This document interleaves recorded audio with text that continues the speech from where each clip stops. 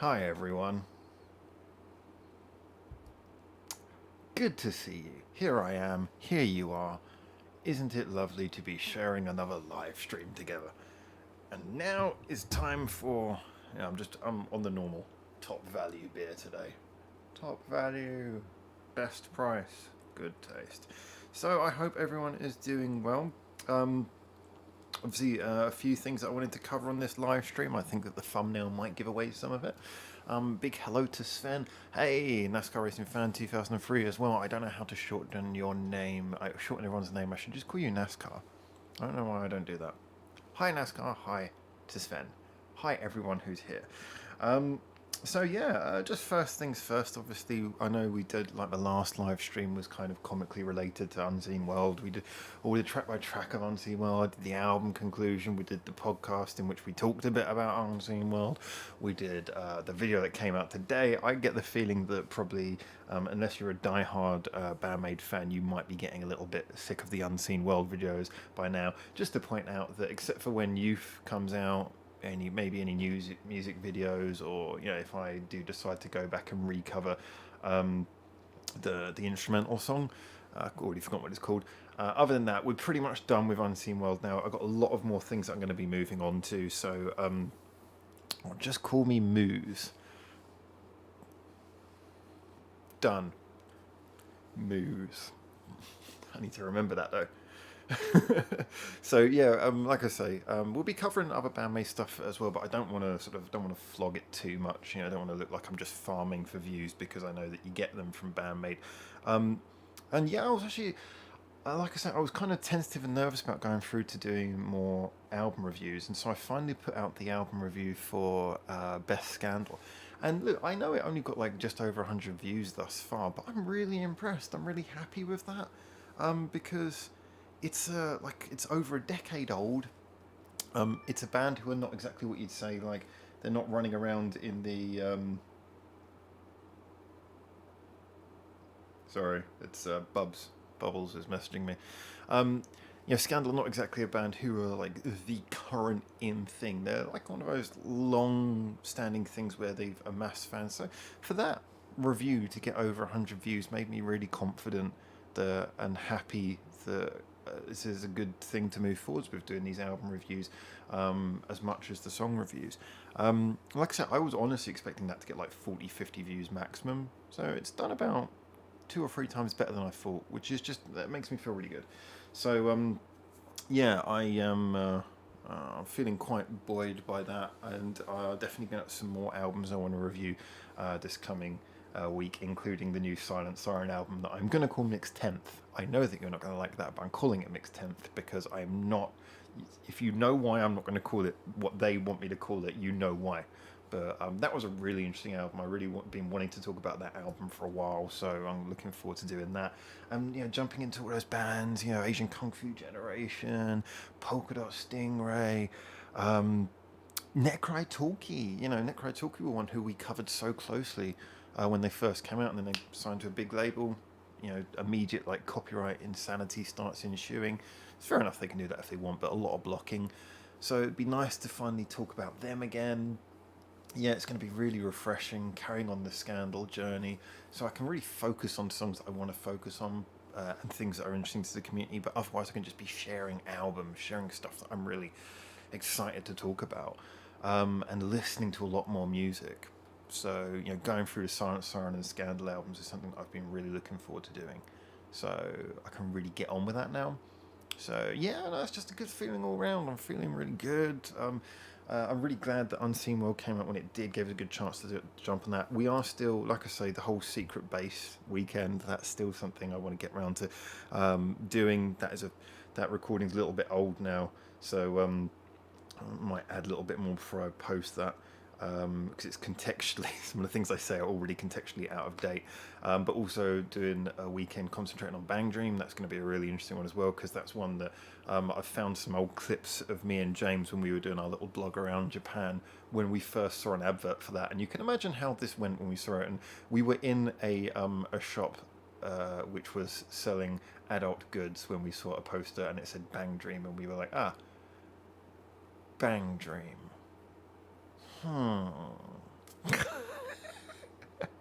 So yeah, it's a lot of just a lot of exciting, fun things, and like I say, I think the fact that the album review thing gives me a chance to really sort of dive in and get like listening to a lot of music, stuff that I know is. And I've repeated this point so many times, so there's no point. But you guys know that I'm really looking forward to that, as well as doing more focused songs, really sort of spreading out album and song reviews individually. But yeah, like I said, I was just really buoyed by the fact that there's been good feedback to the Scandal Best Scandal review. Like I say, just over 100 views, but a lot more than I expected, considering the content. Hi Harry, talking of Scandal. Hi, Bubs, not just messaging but watching. Nice. Sven is trying to make me say the name of the new Silent Siren album the way that they want it. I'll go as close as Mixed Juice.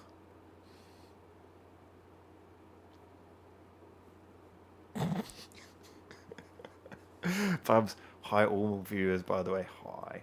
So Harry, I tweeted out the Scandal album review as well as shared it onto Scandal's Reddit. I just sort of saying that, I kind of thought, I bet you did. But, you've done that before, and as you pointed out, it's been kind of a lukewarm reaction. I mean, I really appreciate you doing it, to be honest. It's been kind of a lukewarm reaction to the song by song, and I think that's because people are not so interested in that, but an overall album review is much more interesting to them. So in a way, yeah, I think it's connected, but it's just like I say. Plus, as well, for the thumbnails, I can do probably more engaging thumbnails. I was enjoying that. I've already started preparing some of the thumbnails for some of the albums I want to review, and it's fun because all I do is you take the album cover and you can just mess with the album cover. So making the Best Scandal one was fun. I just sort of cut it, I moved them around, I took the band label, cut that out, made it bigger, put it in. It's fun. It's fun. I'm enjoying it. I'm sure certain parts of that will become tiresome eventually, but I'm having fun with it, and it's something that I can add to doing the song reviews. I've got some songs that I want to cover as well, but I'm getting started on the albums as well. Harry's saying the Bondo reactions within the next year. Yeah, hopefully within the next few months. Really, it depends on how, because I want to get through I said 2 or 3 Scandal albums before I jump into that. Although I did already do Kiss from Darkness already. But just to build up a little bit more context. I think I've got quite a lot of context, but I feel just if I'm going to jump into that, I know already some of the things I'm probably going to find myself thinking. So the more context I have, the more easily I can rationalize the horrors that I'm sure await me. So yeah, that's going to be really fun. Also, so anyway, also wanted to mention about you might have noticed this in the thumbnail. If you haven't been on the Discord, you might not already know. We have 2 sister channels opening up. One is Back a Binge channel. Now that is primarily going to be showing old episodes that have already been up, so they're going to be running a little bit behind. But there'll also be some special episodes on there. The reason being is that James wants to do a lot of output, and some of the things are great for this channel, and I like having a mixture of content on this channel, but also it gives him a chance to do some stuff which is maybe a little bit more food geek. Also, it means if he wants to do a lot of anime stuff, then that's probably more in line with this channel. It kind of gives him room to balance things. And also because I know a lot of you guys enjoy sort of seeing the crazy stuff that he gets and all of that, but it also is something where for the fact that you guys can get to enjoy that with me and James, if he wants to find people who are specifically foodies, it's good for him to have a separate channel to put that stuff on. So that's fine as well. So he's going to be doing that, and I'm going to help him if he needs anything done, and I'll do some special exclusive videos for that channel as well. Probably just where I'm covering sort of normal Japanese food and stuff, just little 30-second, 1-minute reviews for that I'll pop up there. Take me no time to do, but it'll be interesting content for people who are into that side of things. And the other channel is our channel, which depends on how you want to pronounce it. It's spelled Jamu, but that's obviously there's 2 jokes in that name, but ultimately I'm just going to call it Jam for the sake of ease. The Jam channel is basically going to be focusing on very much original content, and that original content includes the animations that we started talking about last year, but then had to be put on hold. Obviously, me and Bubbles were working on a lot of that, and Bubbles got, obviously delayed. Hi, Bubbles. But it's really something where I've found a way of moving forwards with that. And everyone's still available to be involved, but I've found a way of moving forwards with it. And I've been doing the concept art. Not that I'm an artist, I shared this on Discord, but I've been doing some concept art because you need to show people what you want things to look like. So I did one concept art for Niku and one Miku, and one for Ninganis. I'll show you the Miku one first. Anyone who knows, we talked about what the script's going to be for that one for a long time ago. But yes, it does involve Miku's transformation from being a pigeon. So this is Miku with her pigeon kin, the best way that I could express in my drawing. And then for the Ninganis one, it's a drawing of what Ninganis, I imagine Ninganis looking like.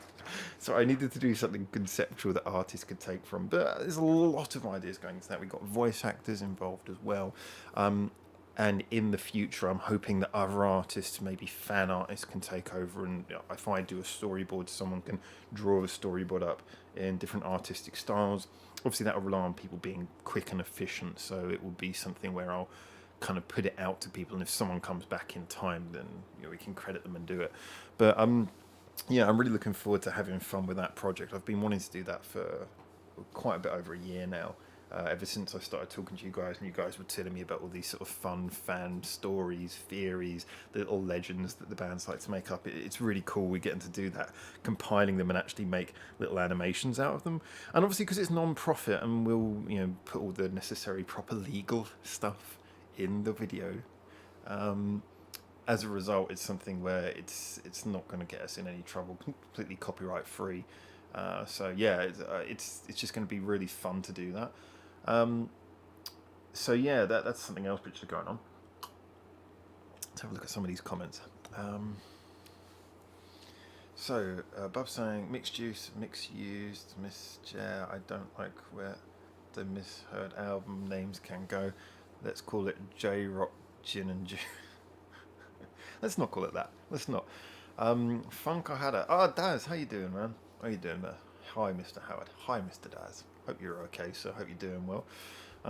Thank you for the likes, by the way. Just a usual reminder, if you're in here, if you're enjoying the conversation. I know I'm a bit sleepy today, but I'm feeling quite pumped up and excited about a lot of things on the channel. If you're just enjoying the waffle here, press the like button. I know it's such a YouTuber-y thing to ask you to do, but as usual, we're non-monetized, so anything that pushes up in the algorithm's great. I shared something on the Discord the other day, which was kind of interesting, which is that you might know that when you do YouTube, YouTube's more interested in watch time than views. So in other words, if you post a video that's like 15 seconds long and gets like 10 million views, and then someone posts a video that's like half an hour long, gets 1 million views, but people on average watch more than half of it, then YouTube will massively favour the one with less views, which I think is kind of a good way of looking. Audience retention is important rather than just shock value, so I like that. Obviously on this channel, the videos that get by far the highest audience retention, ironically, the live streams. So just a few likes in the live stream is actually very good for our algorithmic stuff from what I have read and researched. So yeah, anyone who presses like in here, it is a great service to us. Harry, thank you for dropping another Discord invite. I know the Discord links keep on timing out and dying, so the fact that Harry's dropping these in each one of the chats is really great. I do hope everyone's going well. I know that it's been, we're all having troubles with the virus stuff kicking in. Funnily enough, the area I'm in, even though there's no humans here, is currently it was a tier system in Japan, and 6 is the highest level of concern. My little village that I'm in is on the border of becoming the first place in all of Japan to enter stage 6, which is, I think, where the government, who can't enforce shutdowns, but they can put some heavy recommendation that stuff gets completely closed down. And the reason is because it's a skiing area, which means people have been coming here skiing and not being safe, which kind of bugs me. If you go on holiday to somewhere and people live there, it's like, don't, oh, I'm on holiday, so I'm not going to take any care. It's like, show some consideration to the people who live there.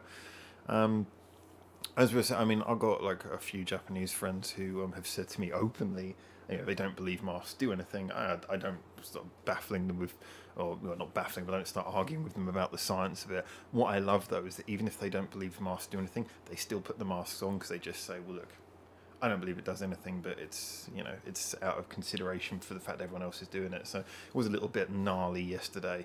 I was on a video call with James in the supermarket buying some stuff for Baka Binge to send to him. And he could see it. There was people walking around who were coughing in my general direction with no masks. And I was like, I cannot believe this. So, anyway, sorry, I'm getting on a rant now. Let's jump in on this one. So thank you, Harry, for dropping the Discord and the Reddit. I hope CMC's okay. He's usually here by now, so I hope fella's all right. It's a weekly thing now, says Funkaha. Oh, what, joining me? Oh, then I am greatly appreciative of that. And Harry's gone down that route that I'm too modest to go down, but he dropped the Patreon. Thanks, Harry. Yeah, and if anyone enjoys what we're doing here and wants to support it, then the Patreon's there for you. I need to update the Patreon at the moment. I'm just kind of putting like updates on there every month, but I haven't really given too much edits to that. I should offer a little bit more on there, so I'll certainly pay a bit more attention to the Patreon sometime soon. I've been caught up with all the changes, but yeah, so like I say, I just want to say again, thank you for everyone who checked out the Scandal album review. And, considering album reviews are completely copyright free, then if there's any albums where you guys are like, well, look, Howard, just check out this album, give it a quick review. Even if I just sort of listen through to the album a few times and just do like a 10 or 15 minute review, if it's interesting content, let me know if there's an album where you're like, hey, Howard, you should check this out. I was thinking there's a couple of like really classic old Japanese albums that I really love that a lot of people maybe don't know, that I might just go back and just do like a little 10-minute homage review to that, where I just go, hey, if you're interested in this kind of music, maybe you should check out this album because XYZ if you're American. So it's the thing about album reviews, obviously you don't get to hear them with me, but I will double check first of all before I do anything that the albums are available, and drop links for where you can hear these albums, and it gives me a chance to present more music to you guys. So yeah, the more I think about it, the more I'm really looking forward to it. It's not that I'm going to stop doing the single song reviews. I will still do the song reviews, but it will more be a case of picking what songs on their own we can make an interesting point about. To read a couple of comments, then I'm going to move on to a slightly more contentious and interesting issue. Sven, how many guitars does a band like Scandal need per guitarist for a normal live concert? Totally, that's a very good question actually. Totally depends on a number of things. One, we are assuming that they have a guitar tech. Well, actually, even if they don't have a guitar tech, that they have songs that require retuning. Now, there are bands, like for example, not all of them, but you can get this thing you can put on a guitar where literally it has a microphone in it. It clamps onto the pegs, and if you want to, you can just tell it what tuning you want, have presets, and it will actually tune your guitar for you live. Just take your hands off and it will start retuning it. That does exist, and that is awesome. So you could potentially argue that, but I think a lot of the time, guitarists, if they retune for certain tunings, they want a different feel to the guitar neck. It's not 100% necessary, but if you're performing live and you're making money doing it, why not? Why not have the thing that makes you perfectly comfortable with what you're doing? So, a lot of the time it'll come down to if you're retuning to a different tuning during a song, if you've got a totally different sound you want to go for, some guitars do have a very different sound from each other. Some are just easier to play for certain things. If you're doing like half the show, you're going to be doing fairly sort of heavy, strummy stuff. You might want something with a slightly thicker neck and something that, you know, sort of, you know, feels a little bit more solid. And then you might be doing some more solo-y stuff, so you might want a smaller guitar. I think as a general, a band who has only one guitarist probably requires more guitars for that one person, because their sound is going to be more prominent and they are going to probably have to dive between more different styles. A band like, say, Bandmate, who have a designated rhythm guitarist and a designated lead guitarist, wouldn't require that many guitars. I mean, arguably, there's no reason why they couldn't just get through with one guitar each. Maybe spoil themselves with two. Maybe an acoustic, if they're going to do something acoustic. Obviously, then, you know, you want to go for a real acoustic guitar. There's some great acoustic pedals, but obviously, again, if you're professionals, be professional. So I would say, realistically, if you've got two guitarists, then 2 guitars per musician. Push 3 for the lead guitarist if they've got some really very different things they want to do. If you have 1 guitarist, then I would be more open to them having 3, maybe even 4 guitars available. And that would be my feeling. I'm sure that there's some guitarists who want a different guitar for every song, but I think that's when you get into a slightly self-indulgent territory. Not so much necessary. That's just my thoughts, though. Again, you know, I'm sure there's some guitarists who are just much more chill, who would just be like, look, I bring this one guitar and I retune it. In fact, I've seen actually some really like high level bands. Interesting one, when I saw Oatscry live, she's got like a very good backing band who were playing with her. And you know, there was 2 guitarists in there, and I do actually remember this. One of the guitarists had a big old rack of guitars. The other one, interestingly, the lead guitarist, he used 1 guitar throughout, and between the songs, he was just like a master, just retuned like that. Retune, retune. He's got like a little monitor. Straight, ready to play, and the time it takes her to talk between a couple of songs, he retunes everything and ready to go. Taste is a big part of it. I'm a bit of a purist when it comes to that sort of thing, so I'd probably lean towards the sitting there retuning everything kind of approach. But I totally understand if someone doesn't want to do that. If you're famous, why would you have to? Interesting. That's a really good question. I'd never really thought about that, but now you come to say it, I'm just thinking about all the different examples. That is actually a really, really interesting question. So Funk, I was saying, it's because last year we found out that we live the selfish generation, mate, and it's people that don't care about others. And yeah, okay. Yeah, I mean, obviously I don't want to hark on that subject too long because I know a lot of people have been through a lot of stuff with the illness, but yeah, I think if you're in an area, I mean, statistics show it a lot of the time, but if you're in an area where people are not showing consideration, then they're probably showing the stats as well. But yeah, and having grown up in the UK, what I read does not surprise me as much as I wish it did. Fair point. Harry, best Scandal is tied with Hello World as my favourite Scandal album. You've told me this a few times actually, so it's one of the reasons why I'm really looking forward to Hello World actually. Mammy changing guitars more than Haruna does during a concert. Yeah, I totally understand that. In Mammy's position, what she's doing is, you know, from what I can gather, Haruna's work is very sort of much the rock core of it, like Miku would do in Bandmate. She's more there to hold down the core of the sound, whereas Mammy is adding a lot of the flavour and colour. Especially as a band, obviously, with they use a lot of really interesting sounds and sometimes session sounds and production, but as a band who don't really have a keyboard player, the Mammy's under a lot more pressure to really get a precise sound out of her guitar for each song. So I can understand her probably having more. Babs is saying, your mistake is that number of guitars per tuning is actually a unit of measurement in Japan, like the US, it's burgers per freedom eagles. That's just, there's a joke in there, but it's too confusing. I'm going to let it slide. Harry, she changed between her Mammy Caster, her new Fender, her Gibson, and old Gretsch, yeah. It's funny, it depends on what Gibson she uses. I mean, between a Fender and a Gretsch, there is a very real difference. You know, a Gretsch as a general is a much heavier guitar, usually designed for much sort of washy sort of tones, really sort of beautiful, thick, big sounds, whereas the Fender's more of it's kind of like a PRS in a way. It's much more designed for precision sounds, and it's a lighter guitar usually, depending on the model, of course. But then, Fender have a Telecaster, which goes a bit in the opposite direction. Gibson usually are in the middle. I tend to find that for me, Gibson, or to be honest, a knockoff Gibson is usually the best one because it usually strays into both territories very well. It can be a lead guitar and it can be a nice thick sounding rhythm guitar as well.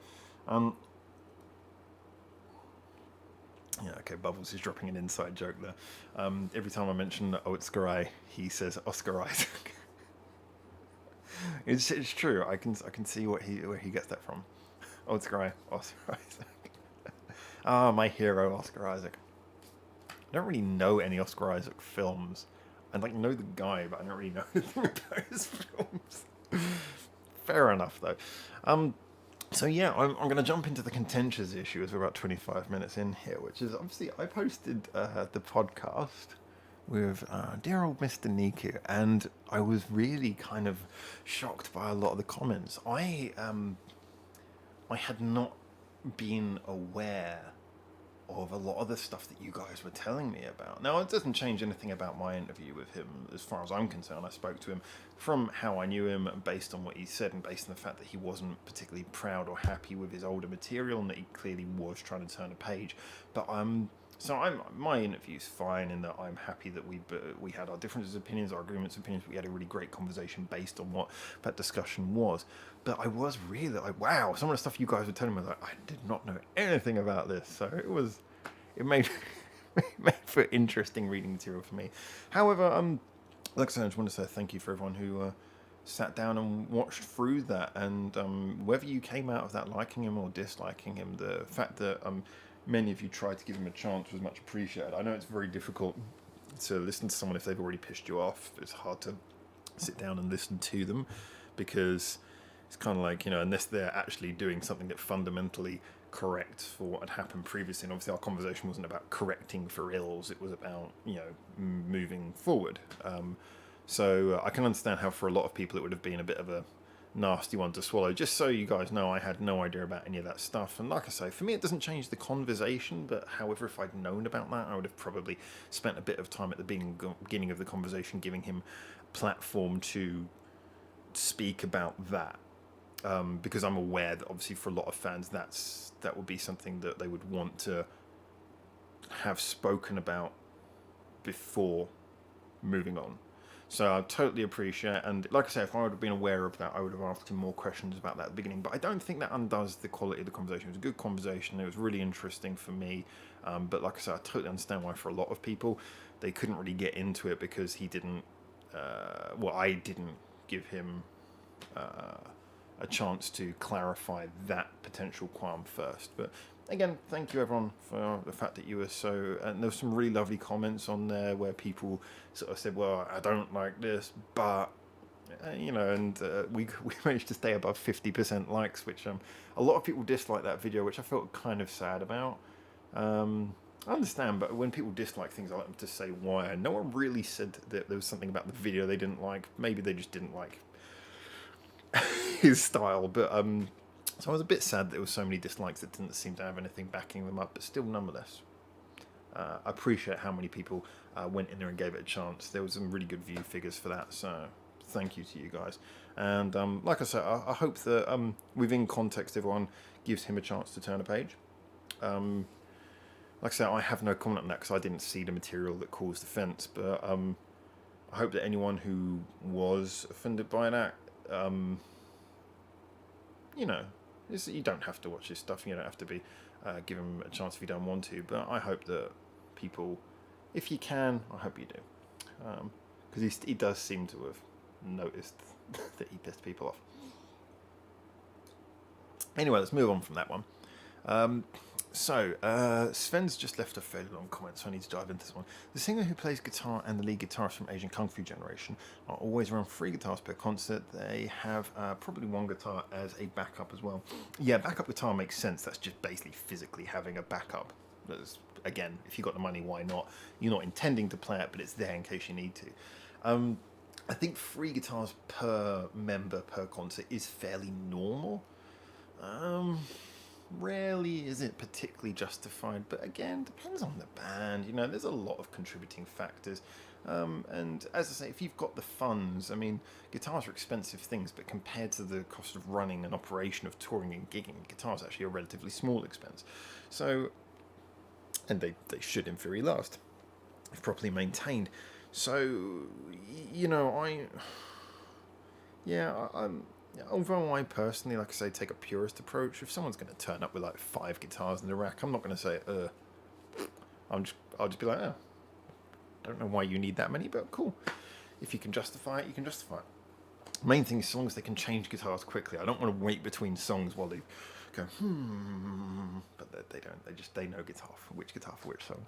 Harry's saying, I never saw his first Bandmade reaction, but I heard about how badly he pissed off the Bandmade community a few months ago. Yeah, that's fair enough. I was actually kind of, I think it spoke a lot to me that I saw the comments coming in. When the comments came in, I was thinking, oh, well, okay, if people really are offended by this, then maybe I should see how this is going to affect our stats. And we had some subscribers left after that video came out, but we also had some subscribers come in, and I found as a net we kind of stayed stable. We did our usual thing of gaining a couple of subscribers per day, so there wasn't a sudden outflux of people going, oh, I'm offended, I'm out of here, which is nice. I don't think people should be offended by that kind of thing. You don't have to obviously watch an interview if you don't want to, but it's an insightful conversation. I wouldn't have posted it unless I thought it was interesting. So I thought it was really nice that the Bandmade community on our channel didn't have like the reflex reaction of all unsubscribing and leaving. And like I said, I was just really impressed that so many people did seem to, even if they still came out of it not liking him, they gave him a chance to see how the conversation between himself and I went. And like I say, myself not being aware of any of this stuff in advance, kind of really interesting hearing about it afterwards. I do want to interview other YouTubers, so I can't always guarantee that I'm going to be 100% au fait with their stories. But yeah, like I say, I'll only ever do a post a conversation if I think it's fruitful and it's interesting. And I think as well, one of the things I really like is that people as a general on this channel, more than perhaps most, seem to recognise that talking to someone who you don't fundamentally agree with is much more productive than talking to someone who just agrees with what you think. So any conversation, even if you disagree with it, I hope that it's fruitful. I hope that it gives you something interesting to get your teeth into. So, and by all means, I hope that you guys disagree with me on occasion as well and tell me what you disagree about. But certainly the intention with my intention is never to piss off or offend or anything like that. My intention is simply to share opinions and stir the pot a little bit. All right, let's have a little look. So, Harry's mentioned Haruna usually plays a single guitar throughout a show unless the band plays one of a few songs in which she switches to an acoustic guitar. Yeah, the woman after my own heart. That's kind of how I approach things. Not that I'm like a virtuoso guitarist or anything. I think I did one show once where I had, because I was using my, what was it? I like a knockoff Les Paul, and I also brought a little Fender Strat with me, a knockoff Strat with me as well, because it was just one song which required me to do this really irritating fast run at the end, and I just didn't feel comfortable doing it on the Les Paul because it was quite high up the neck. But usually, yeah, I just stand. I was singing and playing guitar in most of my bands anyway, so yeah, I didn't. Similar position to Haruna, so totally agree with that. Sven. So AKFG, Asian or AKG, Asian Kangaroo. I can't call them AKG because that's also the audio company. Have been using their same guitars for over 15 years. A lot of my favourite bands don't change guitar as well. It's a good way to get licensed by that company as well. So swapping guitars is often better than waiting for the band to tune them again and again. Again, this is the interesting point. I think really from the perspective that the only two things that matter. One is the continual flow of the show, and second of all is making sure that the guitarist at least is comfortable. Like, I don't really have a problem with them switching guitars unless it's just being pretentious and doing it too much. But yeah, swapping your guitars is a totally valid way of keeping the show going. Like I say though, I just remember maybe because he was obviously a session musician, but that guy Yeah, and he's not the only time I've seen it, but it was really stuck in my memory. The guy at that Otis Squire concert who just like, in the time it took the other people to swap their guitars, which was quick, he'd already retuned, and you could just see him. He was in there, tune the gun. It's just like, what? How did you do that? And he starts playing, and it is perfect. Yeah, no, that guy was properly impressive. But he's one of many. Um, the session musicians are wild. Those people are incredible. You ever get in a studio with a session musician, just, I know that they work to order, but just, sit back, shut up, and watch occasionally, because everything is easy for them. Everything, like inhumanly easy. So Harry, sayonara, my friend, sisters, and now ski. Are we referring to the acoustic songs? I'm guessing they're based on what you've mentioned before. Are they always acoustic? But anyway, I mean, if it's acoustic song, it's an acoustic song.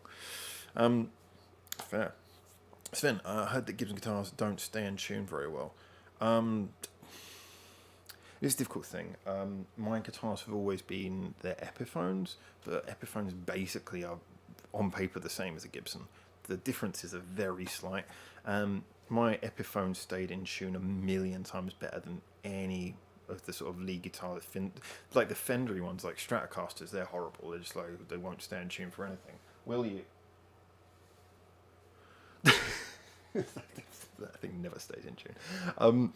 So yeah, for me, actually, I would kind of go the opposite way, but like I said, I've been using non-official goods, sort of like the lower mark ones.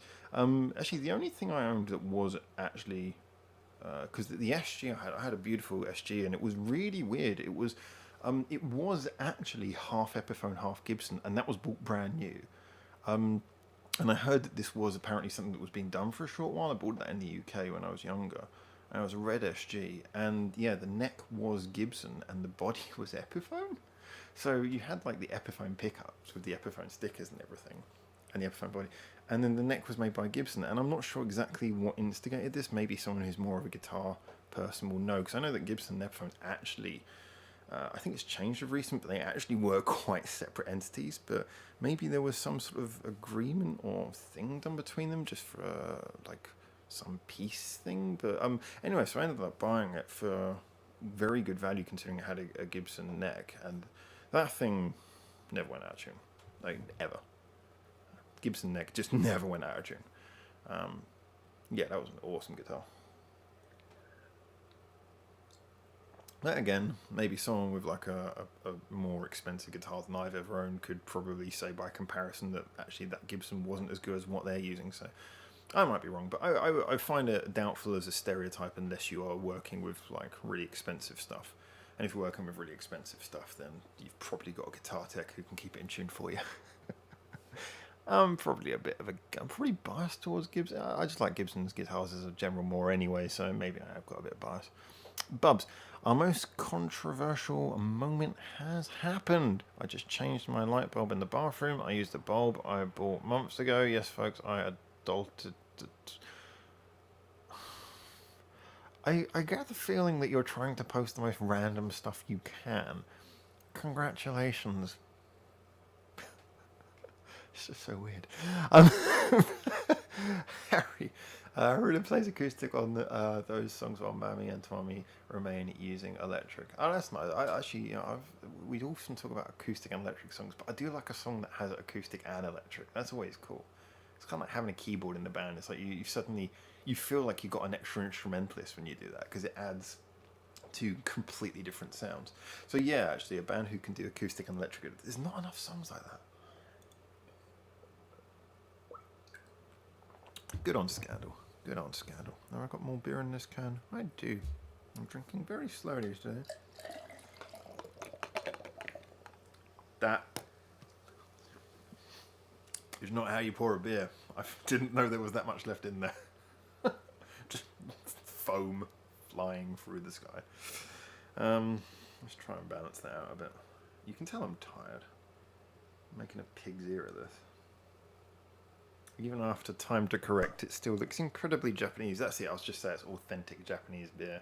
Authentic Japanese head on that beer. So, I thought the end times began during the recent Backer Awards. They did. In fact, actually, Bubbles is actually dead. He's communicating from the afterlife. So say hi to Bubs. Remember, get your Ouija boards ready and request whatever you want from him, and he probably will do the opposite or just troll you from beyond the grave. I really say acoustic basses. Is there a reason why? Sven, that's a fantastic question. A really good question. Acoustic basses sound absolutely flaming gorgeous. There's a couple of things that work against them, though. First and foremost, obviously you can get an electric acoustic bass, electroacoustic, like you can with electric electroacoustic guitar. However, the problem is that whereas, I mean, basically the position of a bass guitar, for the best part, is underneath. It's almost a subliminal sound. You should really feel it, but it's not the thing that your ear naturally gravitates towards. So it has to fit in that place in the EQ. Now, as a general, electroacoustic bass tends to have more of a body to its sound. It's this full, really nice sound. They sound very wooden. It's almost like that sort of cello-like quality, or double bass-like quality almost. Especially like a fretless electroacoustic bass is just, oh my god, that sound. You could just listen to that solo, it'd kill you. It's beautiful. The problem is that all of the things that it does best are all in the sound range where the rest of the band usually play. So electroacoustic bass is particularly good as it's a sound that your ear can gravitate towards. It's a sound that usually works best when the bass is a big part of the song. So if you're doing something kind of a bit funk based, you know, if you had something quite soulful and smooth, yeah, then you might want to go for that.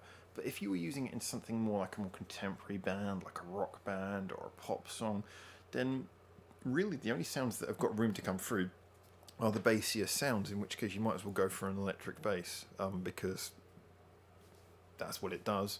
It's lighter, arguably easier to play, because the body's closer to you, so you know you're not holding your arm forwards, you're holding your arm closer. Yeah, I think the main reason is that considering that it's effectively less convenient and less comfortable, and there might be other reasons, but in my opinion it's just because the benefits of the sound you get are all benefits that are not heard in most types of music. I think also actually maybe another argument might be that for a lot of the music where an electroacoustic bass is so good that people probably would then just say, well, hey, just use a double bass.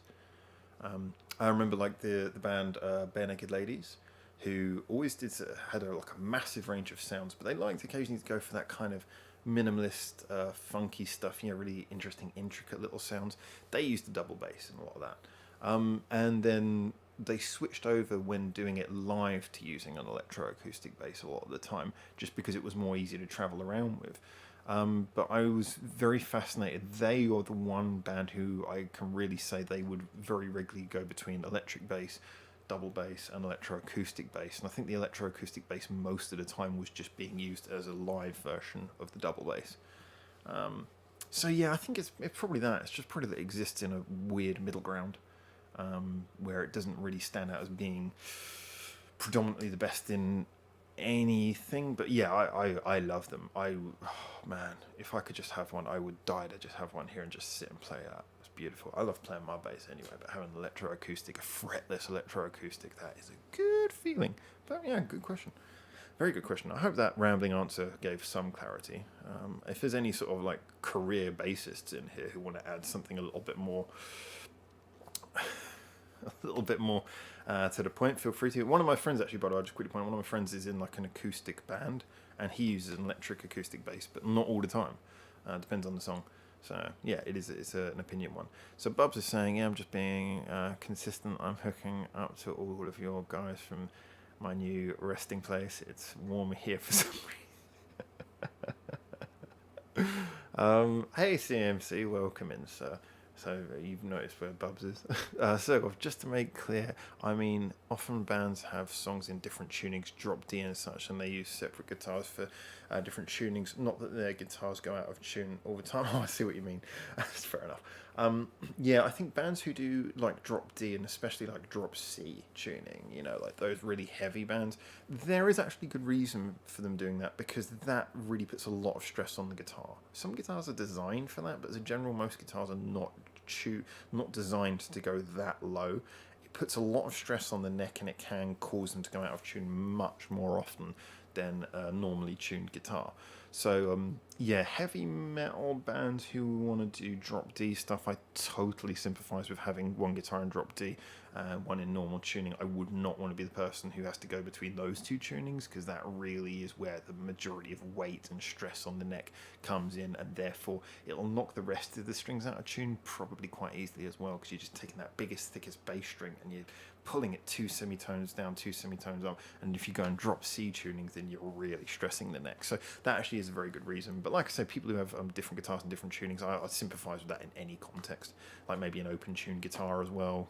I mean, that's a lot of strings to retune there. Doesn't stress the neck as much, but you're really not going to be doing that between every song. So yeah, retuning just for the sake of saving time, having several guitars in different tunes, I'm totally for that. But a lot of bands don't really need or use that in actuality. So then it just becomes an issue of comfort, but yeah, I kind of covered that already. Sven, I rarely see an acoustic electric bass as well. Often I see the bassist is switching to an acoustic guitar or other instruments.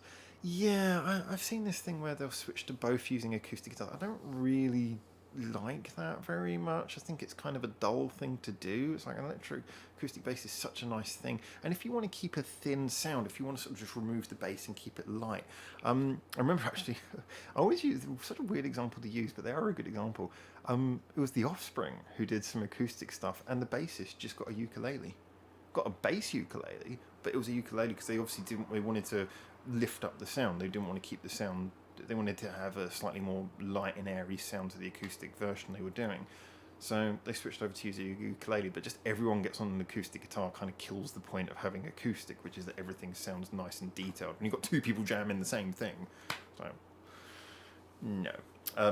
Or, you know, two instruments that work in the exact same tuning range. So I do think there's a certain laziness to that, but then again, a lot of bands I like have done that before, and I just look at them and I think, why get an electric bass or get a ukulele or just do something? I think it's just, you know, when they think of an acoustic version, it's just the bass is like, oh, I wouldn't mind playing a guitar for a change. CFZ. Some bands use the pedal effect to drop the tuning if they are, say, on tour and can only have one instrument with them. That is probably... I mean, the problem is that that wouldn't work for drop D tuning because if you drop D, you're then changing the chord pattern. You could use it as a pitch shift to lower everything, but then you would have to play the song very differently. It's perfectly possible, but I think what you're talking about is more of a simple shift of all of the tuning. If you're going to do that, you could use a capo. If you use a pedal to drop everything down, that I can maybe more understand. Just doing power chords, if you're just doing simple power chords which have a fairly clean tone numberless, and then using like a pitch shifter to lower it down, that would probably actually sound very good. So that's tuning up. No, just drop D. It wouldn't work unless you. Some guitars can be individually have an individual output for every string, but they're very rare. If you had one of those and a special pedal that worked for it, you could do that, but I don't see anyone doing that. So I think that's probably just more for generally down tuning the whole thing, for doing like sort of low power chords and something with a bit of grunt to it. Thank you for dropping the Reddit link as well, by the way, CMC, much appreciated. Thank you, you're back in. Thank you that you're back in. Glad that you're back in. Bubs, it's a CMC evening there. Yeah, kind of strange accents and torturing of newcomers. So CMC, Konami and Miku in Bandmade use a Digitech drop on their pedal boards. Yes, Ponty. Like I say, I mean, there is limitations on what you can actually do with a drop effect. Someone tell me if you know of something that I don't know of, but it can only really necessary for tuning down, because otherwise you'd use a capo for tuning up, and can only really be done for down tuning everything, unless you have got individual outputs for each string, which is very rare and most people wouldn't. But if you're going to do that, you might as well just bring two guitars. So, Harry, during the Kiss from the Darkness live stream and the season concert, Scandal did a few songs acoustic and Haruni used a regular acoustic guitar. and Main, uh, um, Mami probably, and Tomo use electroacoustic. Yeah, it's like, why not just use an electroacoustic bass or a different instrument would be my response to that. But fair enough. I mean, as long as they're having fun, it's a different version anyway. So when you're doing a different version, just sort of do it however you want and see what people think of it. Sven, Asian Kung Fu Generation only use E and EB tuning. Yeah, it's interesting. I actually have a bit of a fondness for people who tune the guitars up because it's such a, it's such a counter thing. People never do that. But for example, if you up tune your entire guitar to semitones, it does actually, you can get a really nice cutting sound out of a guitar. It doesn't make the strings very happy, but it's probably better for the guitar than down tuning so much that the neck becomes stressed. But anyway, but yeah, I like tuning up. Seems a lot of heavier bands use multi-scale and 7 or 8 string guitars for lower tunings. Yeah, again, you really need to have a reason for a 7 or 8 string guitar. If you've got someone who's both rhythm and lead, then I can see you needing that many strings. But again, often the justification is dependent on whether it's required by the music or actually does make life easier. Yeah, Harry's corrected, Mammy, not Main. Yeah. Sven, the drummer of Asian Kung Fu Generation is using an extra drum set for acoustic sessions. That's nice. I know there's a lot of drummers who'll put like an acoustic set either in some of the things in between, certain acoustic parts, or they'll have a drum kit to one side, or they'll maybe even have a percussion rack. It is always really nice because acoustic does need a very different drum sound from rock. So it is very nice when the drummer does go to that effort of making sure that the right tones are there. Harry, thank you for dropping the Patreon and the Discord once again, so much appreciated. CMC, yes for tuning down. Miku normally in Japan has 2 guitars. Her, I'm not even going to try and say that, is standard tuning, and the other one tuned half a step down, but abroad only 1 guitar, so hence the drop. Yeah, I mean, again though, that's I'm assuming that would be the full tuning of all strings rather than like a drop D tuning, which would require that's when you just drop the bottom string. Sorry, again, I always try to avoid technical jargon, so apologies if I haven't covered this. Drop D tuning is when drop C tuning is when you just take the very lowest string and you give it the ability to go lower. So that basically means you've got that extra few notes at the bottom for those extra deep growly notes. But as you can imagine, all of the strings are in concordance with each other. So if you play a chord, it requires that each string be a certain pitch above the other. So you can move them all together up or all together down. If you're taking one string and saying, well, this one string is going to be lower, but the rest of the strings are going to stay in the pitch they're already in, then what was your chord pattern before now requires one of your fingers to do an extra little bit of work to go a little bit further up in order to get to that note, because that one string is now further away pitch-wise from the other strings than it was before. So the shape of your chords now changes. Usually okay, but for some chords, say if you're doing a G chord, where your closest finger is already one of the furthest forwards, you're now stretching. So it does actually mean that certain things you would play before now become impossible to play. So it would be very unusual, especially for a rhythm guitarist, if they had, if they just said, well, I'm going to have the guitar drop tuned all the time. And of course, when you do pitch shifting, like a pitch pedal, with the very rare exception to guitars that have an output for every string, you have just this one sound tone. So when it gets to your pedal board, it's just one sound tone, and that one set of waves is made up of the sound of every single string combined. In the same way that when you listen to music, you hear the drums, you hear the bass, you hear the guitar, but realistically it's just one line moving up and down, made up of all the constituent sounds. So if you give that to a pedal is not going to be able to discern which string is which, and therefore adjust one contributing element of the waveform without contributing to the others. I mean, you would need a really high complexity computer program to do that, and it would be very unlikely that you could even do that with a good computer. It would take some really intriguing software. So as far as I'm aware, there's no pedal that can drop tune a single string on your guitar without affecting the others.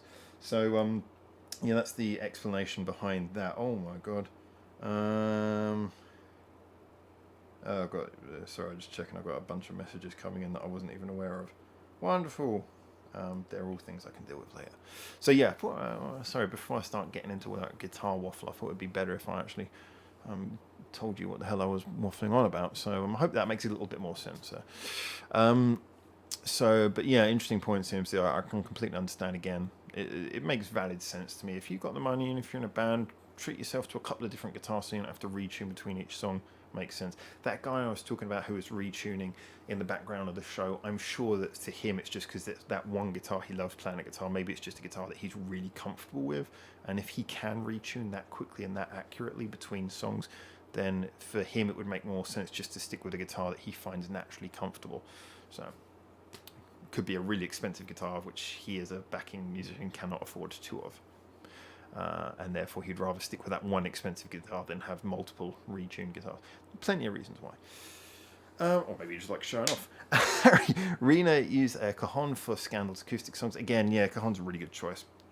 Obviously it's limited on tones, but it is a really nice thing to do because in acoustic everything kind of becomes more delicate sound-wise. So you want to go for sounds that have a little bit more room. They're a little bit less aggressive, so the things don't get overrun. You often hear, if you hear acoustic music with a full rock kit, it can sound quite good because the rock kit suddenly has more punch as there's less in its way, but at the same time it drowns all of the intricacies of, if the guitar's hitting a heavy note at the same time the drum beat comes in, the guitar just gets owned. So yeah, it's nicer to go for delicate sounds when you do acoustic, as stereotypical as that might well sound. I think it is perfectly justifiable. Alright guys, well anyway, we're coming up to an hour. So I just wanted to say, I'm going to start wrapping this one up now. It is really late here. I started late, and apologies about that to everyone who was wondering where the hell I was. I know sometimes the start times these are a little bit iffy. Had a lot of work come in, a lot still to do before I go to bed, so got to stay focused. Have a couple of drinks, that'll help.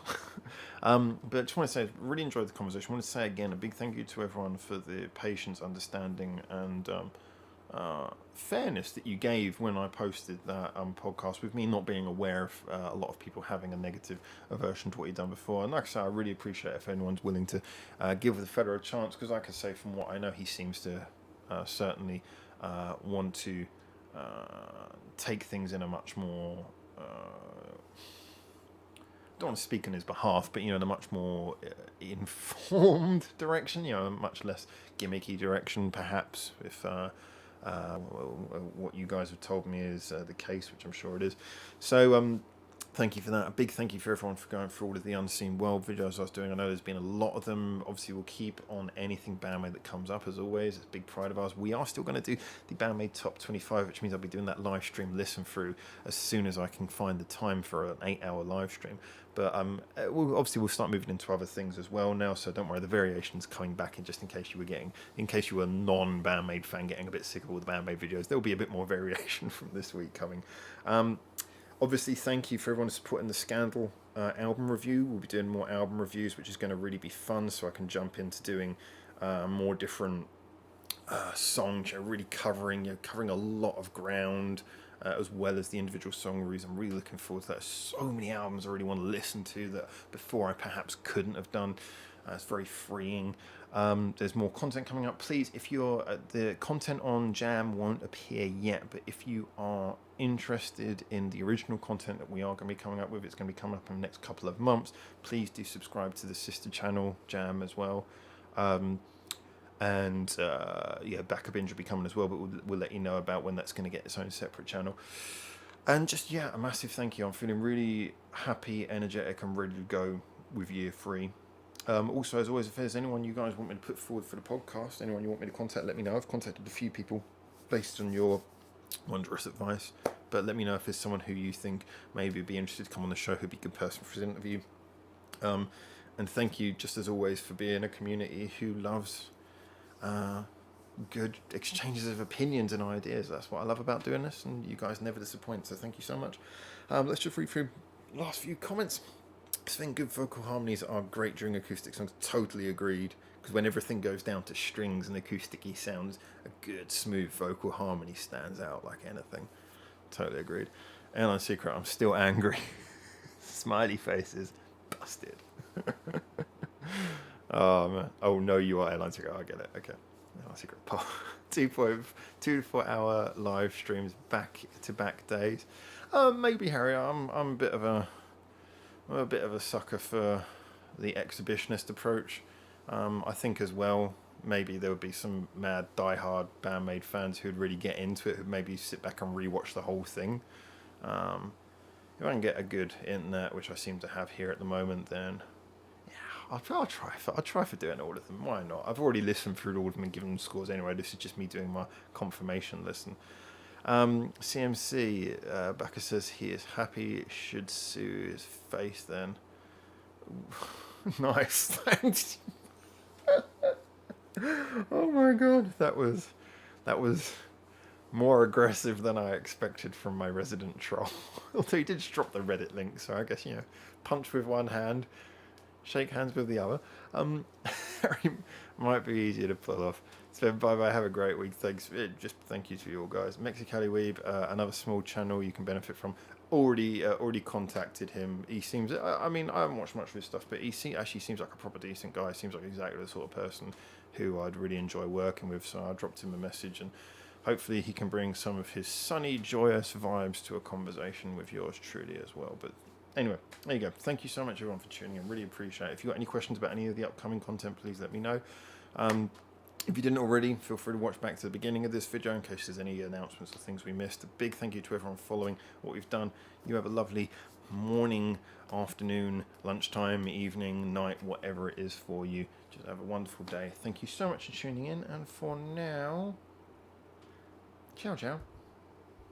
Yeah, it's the ciao ciao logo. Oh, a couple more comments. Ciao ciao for now. Stay safe everyone, please. Yeah, I'm with CMC on that. You'll have a lovely day.